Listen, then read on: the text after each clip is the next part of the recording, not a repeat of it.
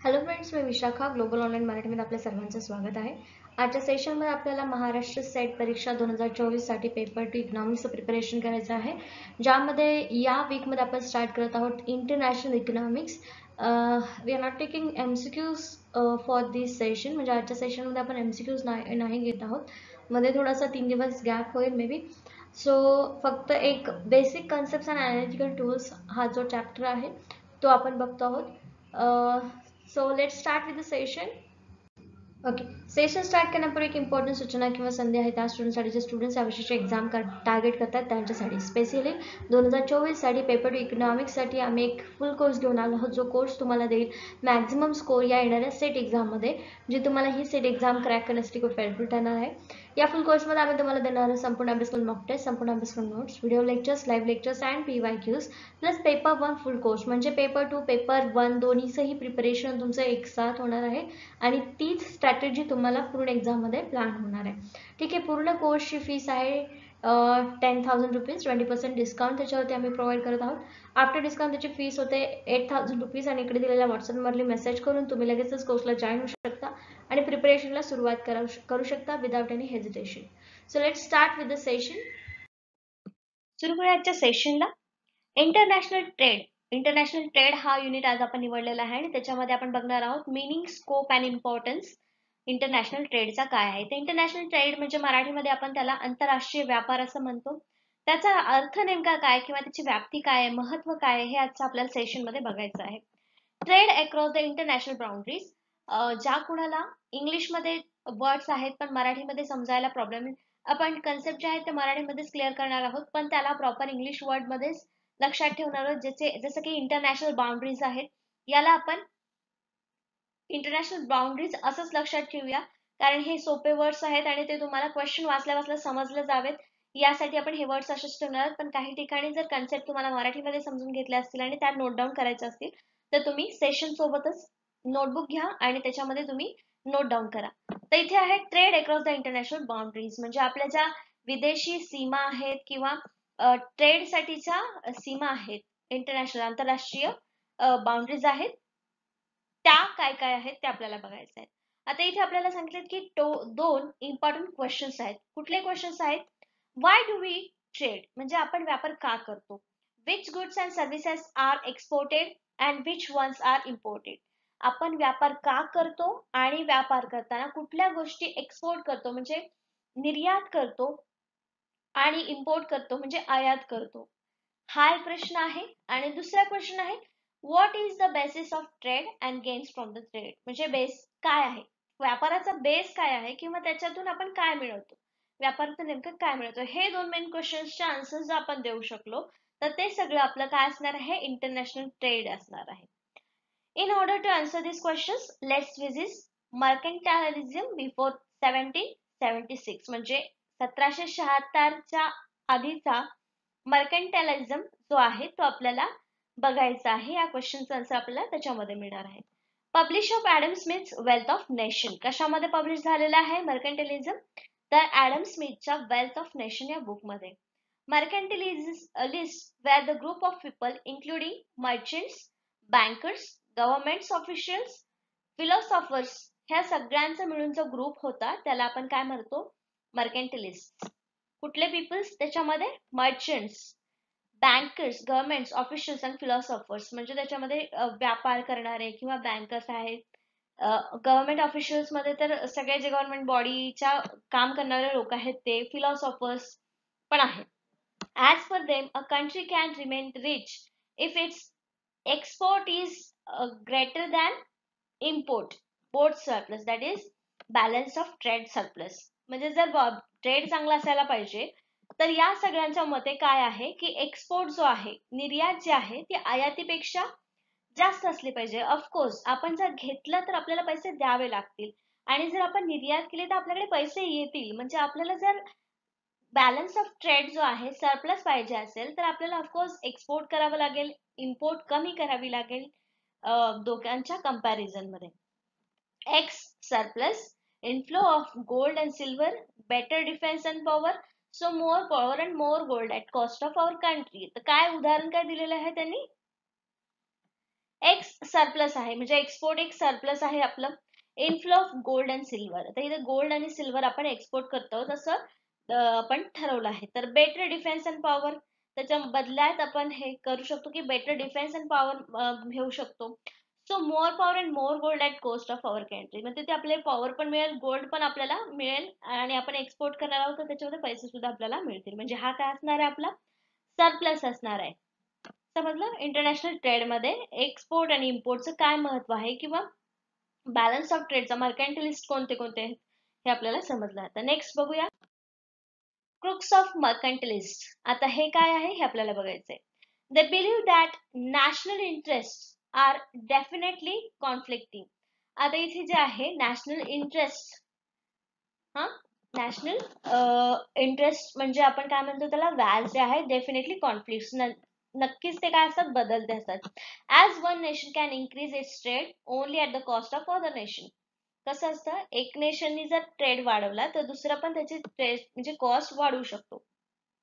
So government impose price and wage controls. हे काय असतं गव्हर्नमेंटच्या हातात असतं की त्याच्यामध्ये प्राइस वाढवायची की कमी करायचं, कंट्रोल कसा ठेवायचा हे गव्हर्नमेंटच्या हातात असतं.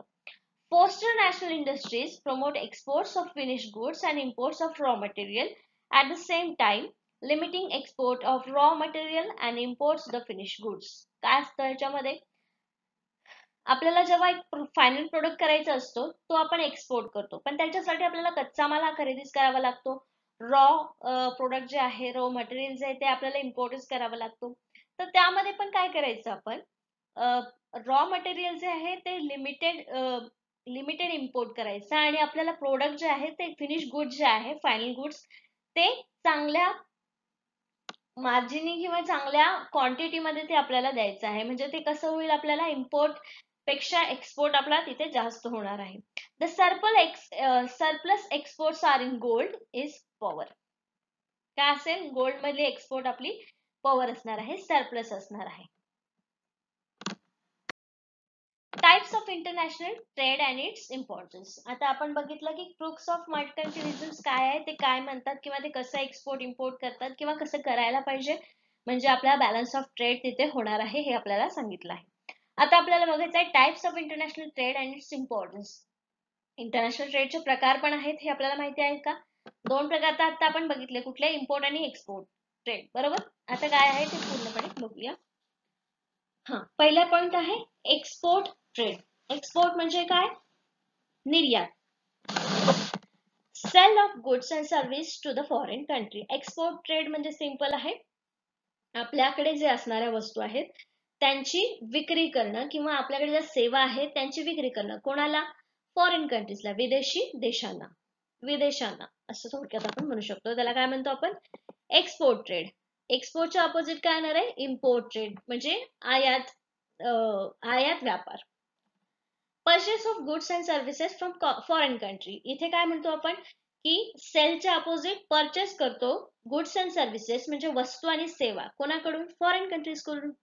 Because the importing countries can't produce this goods and service domestically.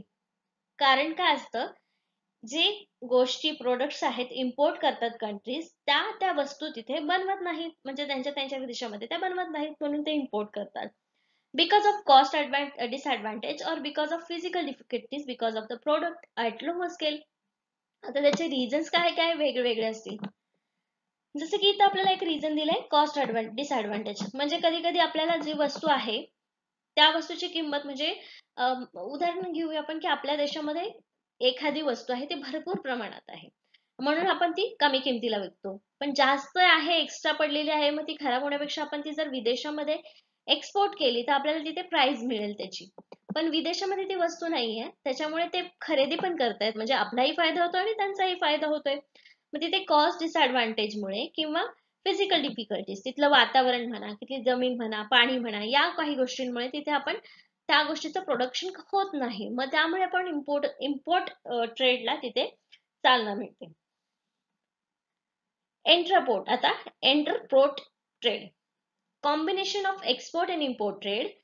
हा एंटरपोर्ट इथे दोन्ही दिलेला आहे इम्पोर्ट आणि एक्सपोर्टचा combination of export and import trade also term as re export. याला आपण असं री एक्सपोर्ट असं सुद्धा म्हणू शकतो, हे आपल्याला लक्षात ठेवायचं आहे. Importing goods from one country and exporting process goods to other countries. Importing goods and exporting process goods to other countries म्हणजे रॉ मटेरियल एका कंट्रीकडून घ्यायचं, कदाचित त्याच कंट्रीला आपण फायनल गुड्स जे बनणार आहे ते पुन्हा एक्सपोर्ट करणार आहोत. या सगळ्याला काय म्हणतात, या कॉम्बिनेशनला इंट्राप्रोट trade. Such as India imports gold from China and exports jewelry to other. तो उदाहरण मध्ये काय दिलेलं त्यांनी, आपण इंडियाकडून इंडिया गोल्ड इम्पोर्ट करते, कोणाकडून, चायनाकडून, आणि नंतर ती जी ज्वेलरी आपण तयार करतो त्या गोल्ड पासून ती आपण अदर कंट्रीजला विकतो. म्हणजेच हे काय झालं, इम्पोर्ट आणि एक्सपोर्ट झालं. रॉ मटेरियल घेतलं, फायनल गुड तयार झाल्यानंतर ते दुसऱ्याला दिलं, म्हणून हे इंट्राप्रोट ट्रेड झालं. The goods and services which are imported are not meant for consumption and sell in domestic market but resell in international market after value addition. आता goods and services जे आहेत, वस्तू आणि सेवा ज्या आहेत, त्या म्हणजे ज्या इम्पोर्ट केलेल्या आहेत, आपण आयात केलेल्या आहेत, त्या काय आपल्या स्वतःच्या वापरासाठी नसतात किंवा विकण्यासाठी नसतात. ते आपण कच्चा माल म्हणून घेतो किंवा त्या वस्तू आपण दुसरीकडे रिसेल करतो इंटरनॅशनल मार्केटमध्ये. आफ्टर व्हॅल्यू ऍडिशन म्हणजेच काय, आपण त्याच्यामध्ये काहीतरी नवीन करतो किंवा त्याच्यामध्ये काही काही टॅक्स लावतो आणि नंतर मग ते आपण दुसरीकडे विकतो, तर ते काय होतं, आपलं रिसेल होतं. आणि मग त्याच्यामध्ये आपल्याला काय फायदा मिळतो, तर ते जे एक्स्ट्रा मिळालेले पैसे आहेत ते आपल्या कंट्रीला मिळतात.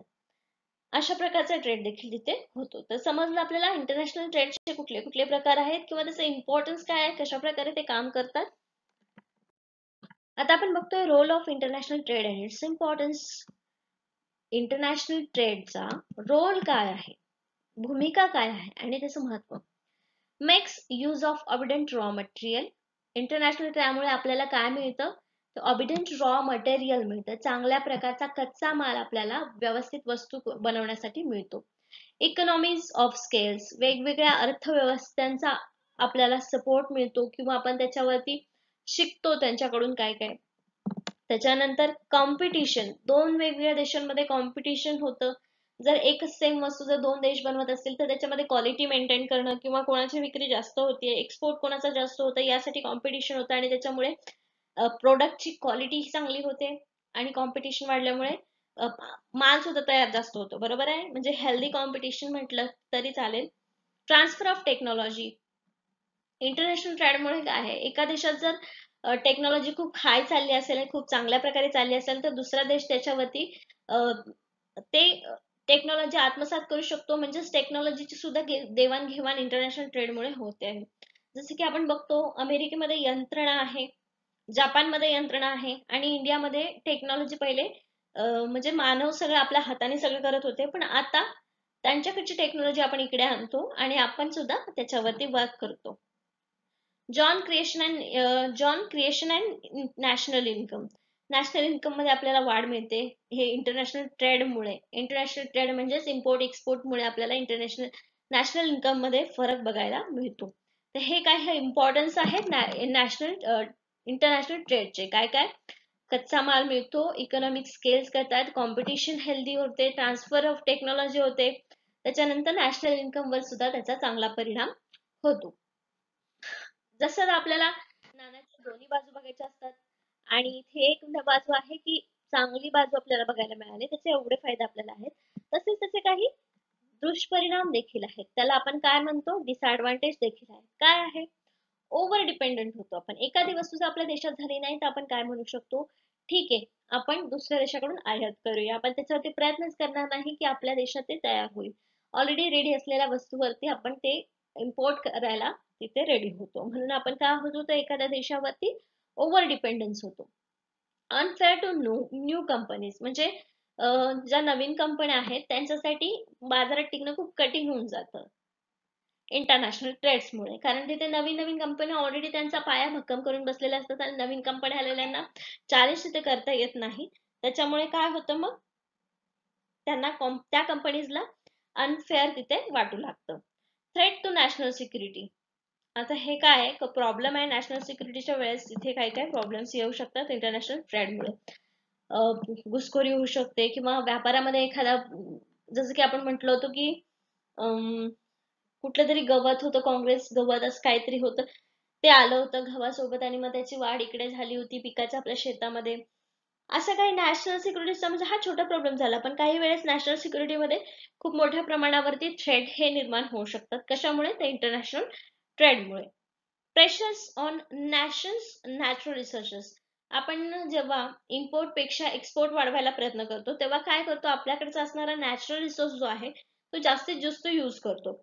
भलेही त्याचा वापर आपल्याला जास्त होत असेल किंवा नसेल, पण तो नॅचरल रिसोर्स वापर जास्त होतो आणि मग आपल्याकडे ते कमी पडायला सुरुवात होते. म्हणजे साठा जो आहे तिथे कमी पडायला लागतो.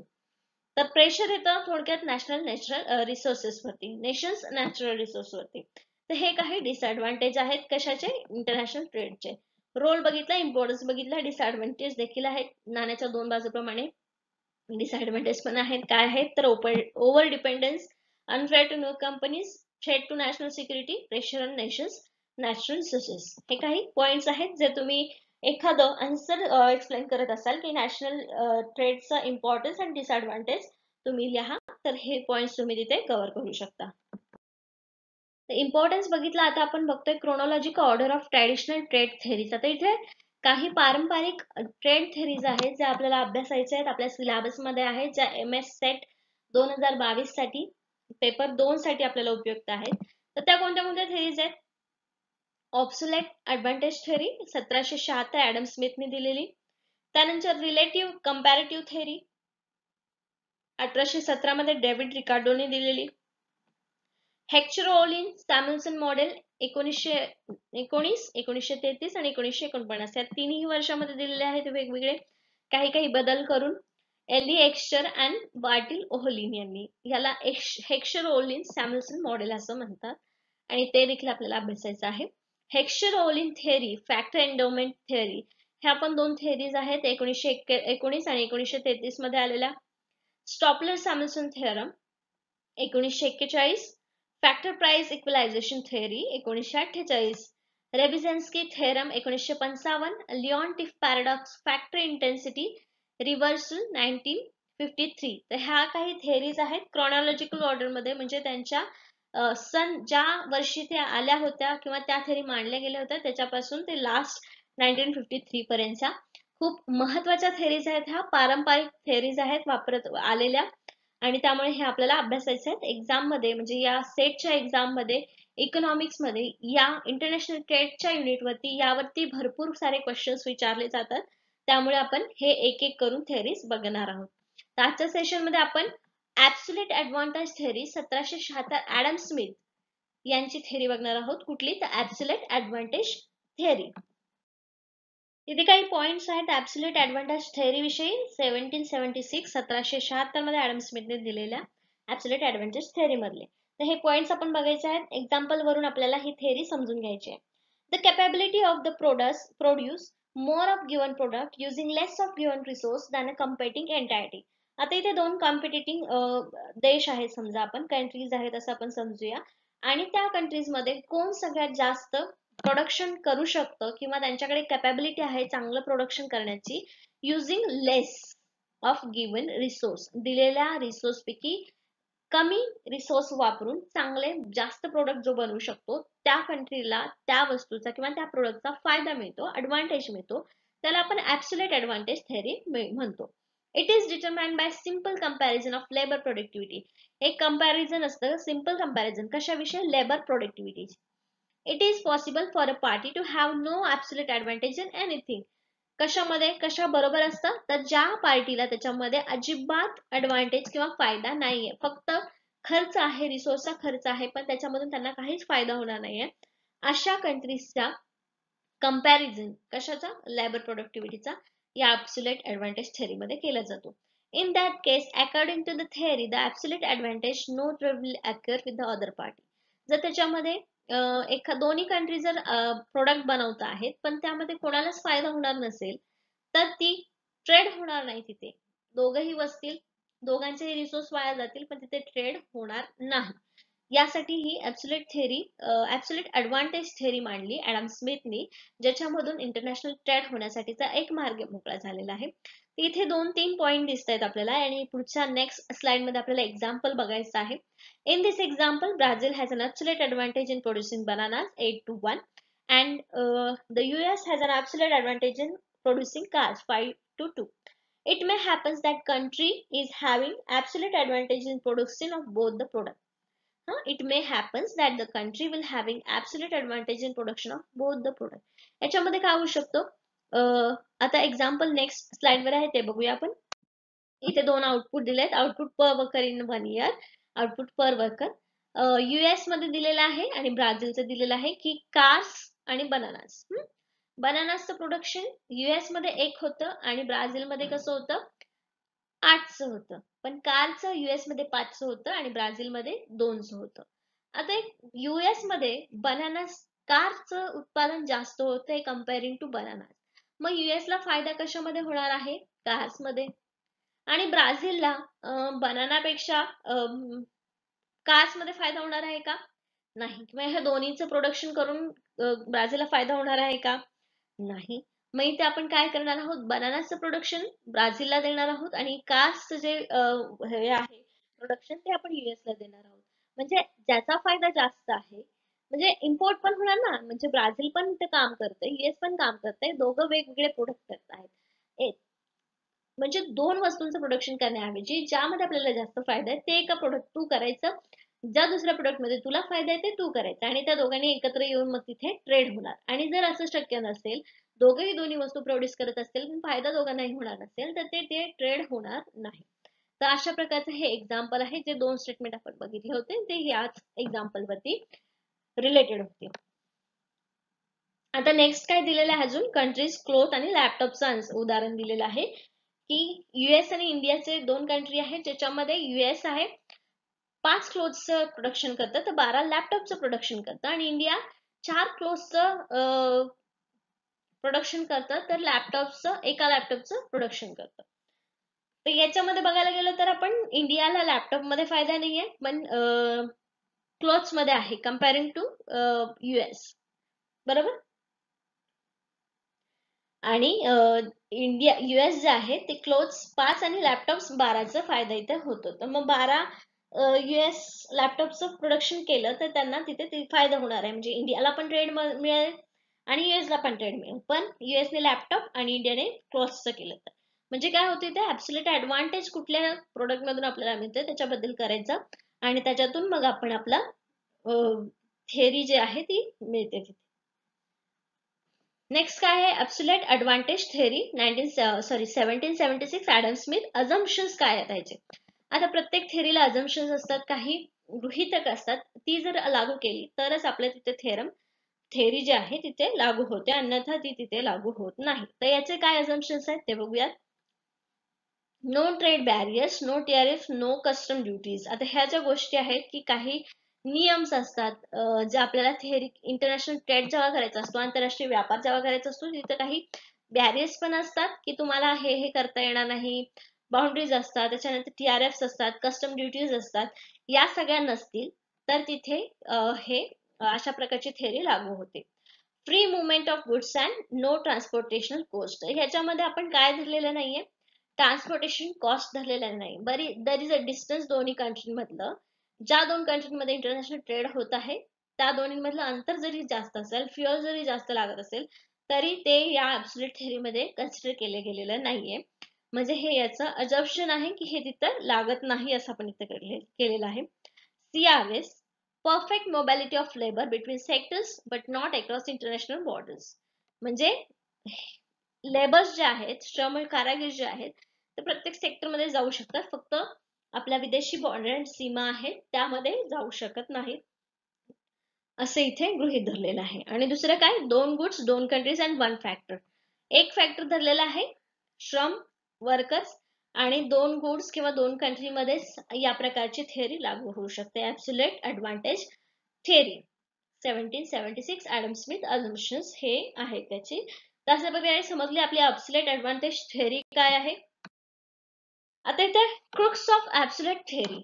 काय आहे? Trade will take place when one country export that good in which it enjoy absolute advantage to second country for importing the other good which is the latter is having absolute advantage. जे आपण आता बघितलं example मध्ये की ज्या कंट्रीला ज्या वस्तूमध्ये फायदा आहे त्याने त्याचं प्रोडक्शन करावं आणि दुसरी जी वस्तू आहे ज्याच्यामध्ये त्याला फायदा नाहीये ते दुसऱ्या कंट्रीला करू द्यावी, त्यावरच तरच तिथे ट्रेड होऊ शकतो. इथे हे स्टेटमेंट जे आहे क्रुक्स ऑफ एक्सलेट थेअरी त्याच्यामध्ये आपल्याला हे सांगितलेले आहे. आता स्पेशलायझेशन ऑफ लेबर्स मध्ये काय असणार आहे, म्हणजे स्पेशल काय असणार आहे, तर हायर लेबर प्रोडक्टिव्हिटी, जे श्रम कारागीर जे आहेत ते हायर लेवलचे पाहिजेत. Lower cost of production, cost जी आहे प्रोडक्शनची ती कमी असली पाहिजे, तर तिथे आपल्याला काय मिळतं, ऍब्सोल्यूट ऍडव्हान्टेज मिळतो. हे एक थोडक्यात म्हणजे आपल्याला ह्याच्यामध्ये थोडक्यात सांगता येऊ शकतं की ऍडव्हान्टेज थेअरी म्हणजे काय आहे, ऍब्सोल्यूट ऍडव्हान्टेज थेअरी म्हणजे काय आहे. ऍब्सोल्यूट ऍडव्हान्टेज टाईप कुठले कुठले आहेत, नॅचरल ऍडव्हान्टेज किंवा अक्वायर्ड ऍडव्हान्टेज. आता नॅचरल ऍडव्हान्टेज मध्ये काय आहे, ड्यू टू क्लायमेट कंडिशन्स, जे म्हणजे वातावरणात काही वस्तू ज्या आहेत ते त्याच वातावरणामध्ये निर्माण होतात किंवा त्याच्यातच प्रोडक्शन त्याचं होऊ शकतं. तर ते काय असणार आहे, नॅचरल ऍडव्हान्टेज आहे. म्हणजे केरळमध्ये चहा निर्माण होतो, कॉफी निर्माण होते, तर तिथलं वातावरण, तिथली जमीन जी आहे, तिथलं क्लायमेट कंडिशन जे आहे तो त्याचा ऍडव्हान्टेज आहे, नॅचरल ऍडव्हान्टेज आहे, म्हणून तिथून आपण चहा इम्पोर्ट करतो. आणि दुसरं ऍक्वायर्ड म्हणजे आपण घेतलेलं, ते कशामुळे मिळतं, ड्यू टू टेक्नॉलॉजी आणि स्किल सेट, म्हणजे स्किल डेव्हलप करून किंवा जी टेक्नॉलॉजी आहे ती आत्मसात करून आपण तिथे ती ऍक्वायर्ड करतो ऍडव्हान्टेज. अशा प्रकारचे दोन ऍडव्हान्टेज टाईप आहेत, कुठले, नॅचरल आणि ऍक्वायर्ड. आणि या टाइप्स वरती मग आपण ऍब्सोल्यूट थेअरी ठरवतो. समजले, हे दोन टाईप आहेत, नॅचरल ऍडव्हान्टेज आणि ऍक्वायर्ड ऍडव्हान्टेज. तर इंडियामध्ये कापूस प्रोडक्शन होतं, म्हणजे कापूस प्रोड्यूस होतो, कॉटन प्रोडक्शन होतं, ते कसला ऍडव्हान्टेज आहे आपल्याकडचा, तर तो असणार आहे नॅचरल ऍडव्हान्टेज, कारण त्याची जमीन, त्याच्यावरचं वातावरण, त्याच्यासाठी लागणारा पाऊस सगळं जो आहे तो इंडियामध्ये अवेलेबल आहे, म्हणून तो नॅचरल ऍडव्हान्टेज आहे इंडियाचा. समजलं, नॅचरल ऍडव्हान्टेज आणि ऍक्वायर्ड ऍडव्हान्टेज. तर अशा प्रकारे आजचा आपल्या सेशन मध्ये इंटरनॅशनल ट्रेड मध्ये आपण काय बघितलं, इम्पॉर्टन्स बघितला, टाइप्स बघितले कुठले कुठले आहेत इंटरनॅशनल ट्रेडचे, त्याच्यानंतर त्याचे डिसएडव्हान्टेज कुठले आहेत, इम्पॉर्टन्स कुठले आहेत, टाइप्स कुठले आहेत, परत त्यानंतर आज सगळ्या क्रोनॉलॉजिकल थिअरीज बघितल्यात, ट्रेडिशनल थिअरीज ज्या आहेत त्या क्रोनॉलॉजिकली बघितल्या, आणि त्यानंतर आजच्या सेशन मध्ये आपण सुरुवात केली आहे वेगवेगळ्या थिअरीज बघायला, ज्या क्रोनॉलॉजिकल ऑर्डर मध्ये होत्या. त्यातली फर्स्ट थिअरी जी आहे ऍब्सोल्यूट ऍडव्हान्टेज थिअरी, ती आजच्या सेशन मध्ये आपण बघितली. नेक्स्ट सेशन मध्ये आपल्याला कंपॅरेटिव्ह ऍडव्हान्टेज थिअरी बघायची आहे आणि त्याच्यावरती सगळे पॉइंट्स डिस्कस करायचे आहेत, त्याच्या पुढची थिअरी डिस्कस करायची आहे. तर आपण अशा प्रकारे प्रत्येक सेशन मध्ये स्टडी करणार आहोत. MS सेट पेपर 2 इकॉनॉमिक्स साठी एव्हरी मंडे आपण 6 PM ला हे सेशन बघणार आहोत. आजच्या सेशन साठी धन्यवाद.